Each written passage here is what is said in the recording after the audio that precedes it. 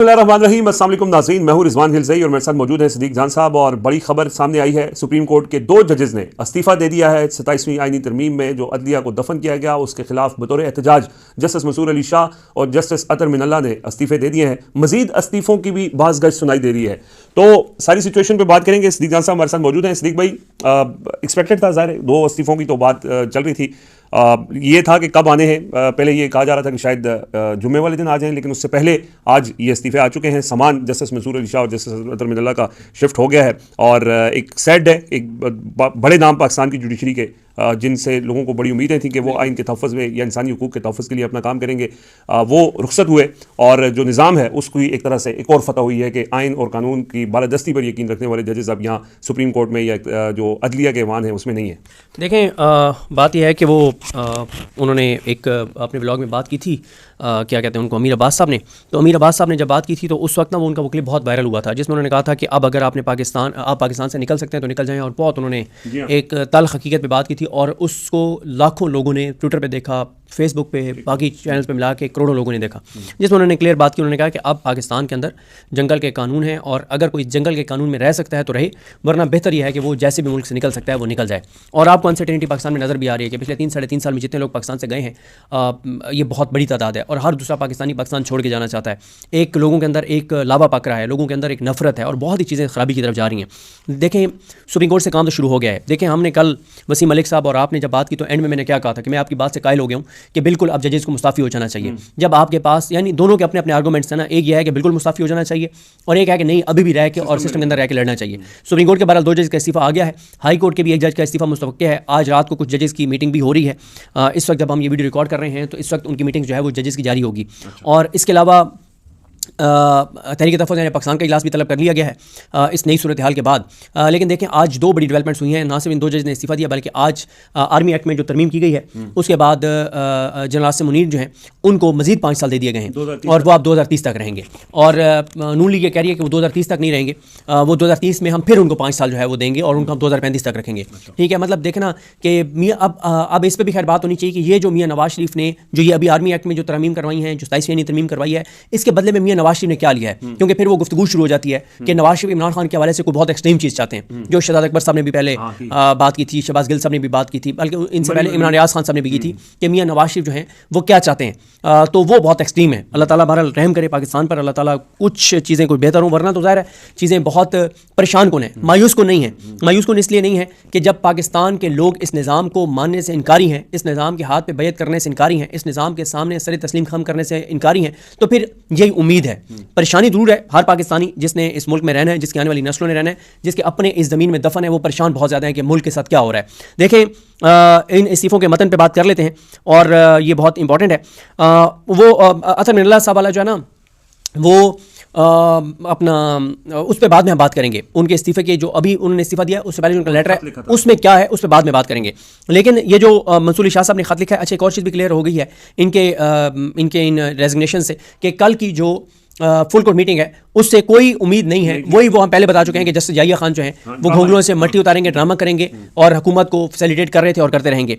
मंसूर अली शाह साहब कहते हैं कि 27वीं आईनी तरमीम आईन पाकिस्तान पर एक संगीन हमला है जिसने सुप्रीम कोर्ट ऑफ पाकिस्तान को टुकड़े टुकड़े कर दिया, अदलिया को हुकूमत के मातहत बना दिया। इसलिए इसको कहा जा रहा है कि फेडरल गवर्नमेंट कोर्ट है, ये फेडरल कॉन्स्टिट्यूशनल कोर्ट नहीं है। अच्छा, उन्होंने नहीं लिखा, बता रहा हूँ मैं। नेमेसिस जो है उनका एक ट्वीट देख रहा था, उन्होंने कहा कि फैसल सिद्दीकी साहब को कोर्ट किया कि वो ये कह रहे हैं कि ये FCC फेडरल कॉन्स्टिट्यूशनल कोर्ट नहीं है, ये federal FGC federal government court है। अच्छा, तो उसमें कहा गया कि हाँ, सुप्रीम कोर्ट ऑफ पाकिस्तान को टुकड़े टुकड़े कर दिया है, अदलिया को हुकूमत के मातहत बना दिया और हमारी आईनी जमहूरियत की रूह पर कारी ज़रब लगाई है। इसके नतीजे में इंसाफ आम आदमी से दूर, कमज़ोर और ताकत के सामने बेबस हो गया है। अब ये देखना अब क्या होगा, जब आम आदमी को इंसाफ नहीं मिलेगा तो वो कानून हाथ में लेगा, कानून हाथ में लेगा तो मुल्क इनार्की की तरफ जाएगा, क्योस की तरफ जाएगा। फिर वो कहते हैं कि मुल्क की वाहिद आला तरीन अदालत को मुनक़िस्म करके और अदलिया की आज़ादी को पामाल करने से मुल्क को दहाइयों पीछे धकेल दिया गया है। तारीख गवाह है कि आईनी नज़्म व नस्क़ की हैयत में इस तरह की तब्दीलियाँ ज़्यादा देर पा साबित नहीं होती और इस्लाह एक यकीनी अमर है, मगर इसके छोड़े हुए ज़ख्म के निशानात मंद नहीं हो सकते, मुंदमिल नहीं हो सकते। ठीक है, तो बिल्कुल ठीक कह रहे हैं कि ये ज़ख्म ख़त्म नहीं होंगे, हाँ चीज़ें होंगी लेकिन नुकसान हो सकता इतना हो चुका होगा कि वो इरिपेरेबल लॉस होगा। वो कहते हैं इस नाजुक मोड़ पर मेरे सामने 2 ही रास्ते हैं, या तो मैं एक ऐसे इंतज़ाम का हिस्सा बनकर रहूँ जो इस इदारे की ही बेखुनी करता है जिसके तहफ़्फ़ुज़ का मैंने हल्फ लिया था, फिर एहतजाजन इसके खिलाफ खड़े होकर ओहदे से या फिर ओहदे से दस्तबरदार हो जाऊँ। ओहदे से वाबस्ता रहना न सिर्फ एक आइनी दरअंदाजी पर खामोश रजामंदी होती है बल्कि ऐसी अदालत में बैठे रहने के मुतरादिफ होता है जिसकी आइनी आवाज़ मुकम्मल तौर पर दबा दी गई है। 26वीं आइनी तरमीम के बरक्स जब सुप्रीम कोर्ट के पास तरमीम की आइनी जांच का इख्तियार मौजूद था, 27वीं तरमीम इस इख्तियार को भी खत्म कर चुकी है। इस हालत में ना तो मैं आइन का दिफा कर सकता हूँ, ना इस तरमीम का अदालती जायजा ले सकता हूँ जिसने आइनी ढांचे को बिगाड़ दिया है। एक ऐसी अदालत के अंदर रहकर मैं अपने हलफ की पासदारी नहीं कर सकता जिससे उसका आइनी किरदार छीन लिया गया हो। इसलिए इस्तीफ़ा ही मेरे सामने अपने हलफ से वफादारी का वाहिद साफ, दयानतदाराना और मौसर रास्ता बचा है। ऐसी सुप्रीम कोर्ट में रहना यह तासुर देगा कि मैं अपने हलफ, ओहदे, मराद या आसाइश के बदले मैंने अपने हलफ को अपने ओहदे, मराद या आसाइश के बदले बेच दिया है। लिहाजा मैं दर्जा झैल वजूहात की बिना पर आईन पाकिस्तान के आर्टिकल के तहत अपने ओहदे से इस्तीफ़ा देता हूँ। नंबर 1, सियासी ज़रूरत की तख्लीक करदा अदालत। उन्होंने ये वजूहात बताई हैं।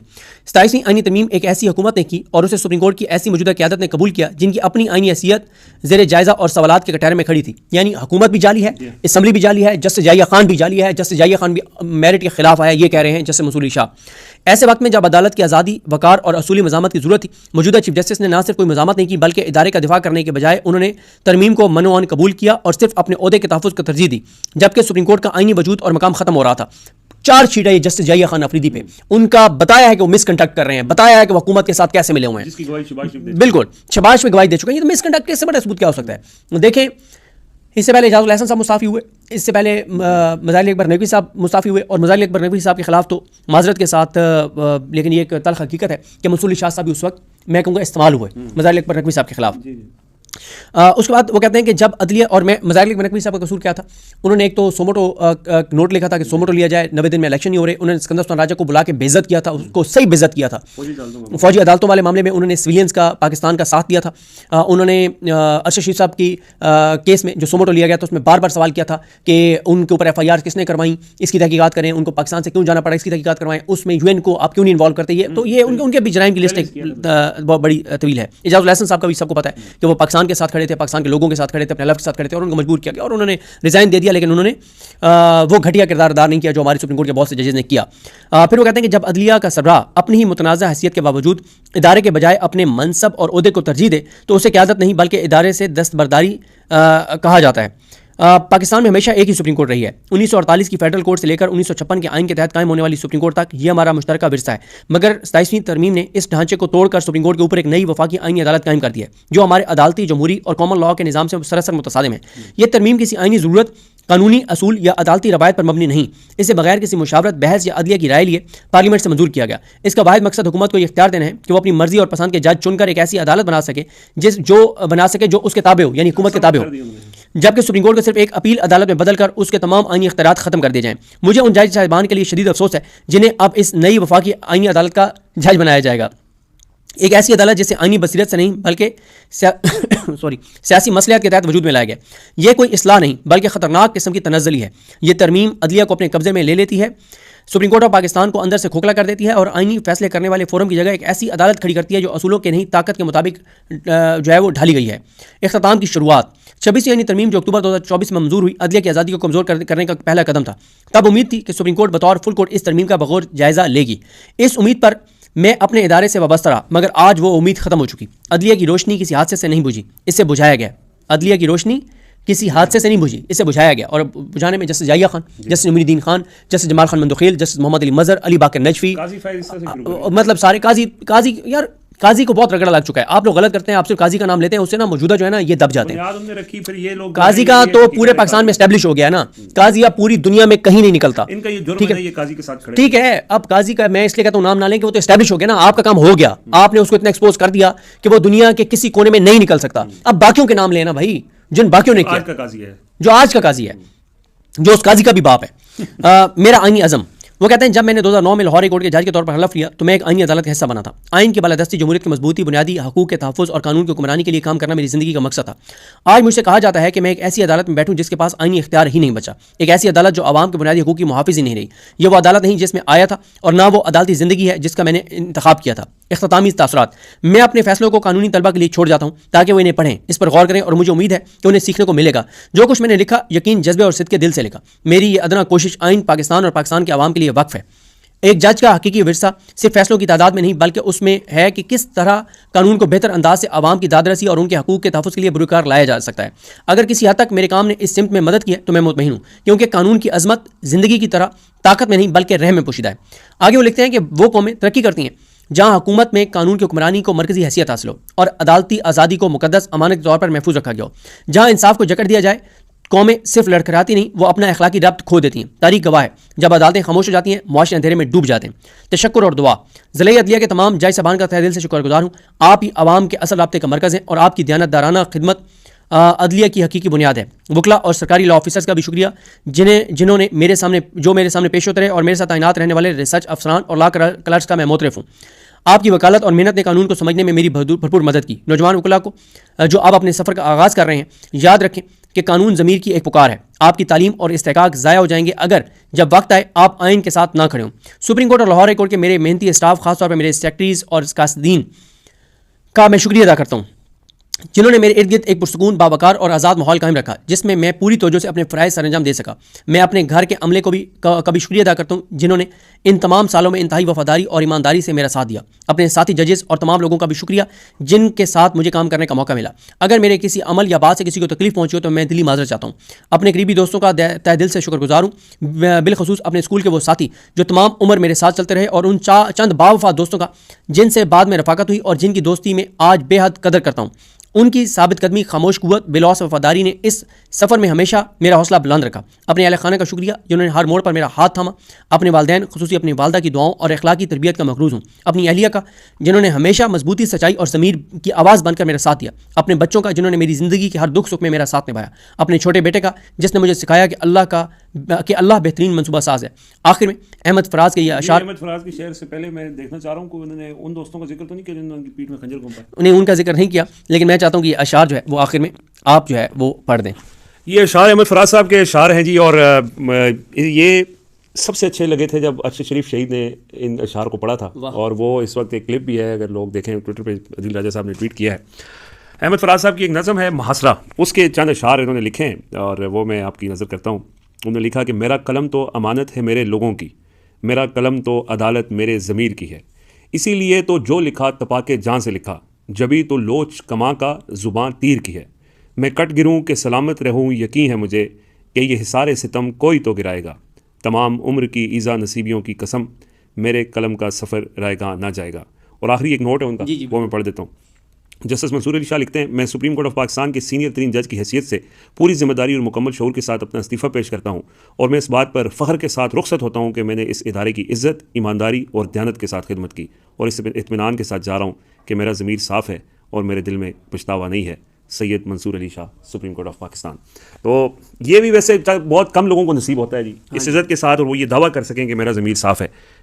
कुछ लोग चले जाएंगे, शायद अभी 3 साल और रह रहे हैं, 5 साल और रह लें, हो सकता है एक्सटेंशन पे एक्सटेंशन जैसे याया खान को भी मिल जाए, लेकिन क्या वो निकलते हुए, अपने दफ्तर छोड़ते हुए वो ये कह सकते हैं कि मेरा ज़मीर साफ़ है और मैंने हमेशा आइन और कानून की हुक्मरानी के लिए जदोजहद की है, ये कोशिश की है, या मेरे फ़ैसले जो मैंने फ़ैसले किए हैं वो कानून के तालिब इल्मों को पढ़ने चाहिए, क्या वो ये कह सकते हैं?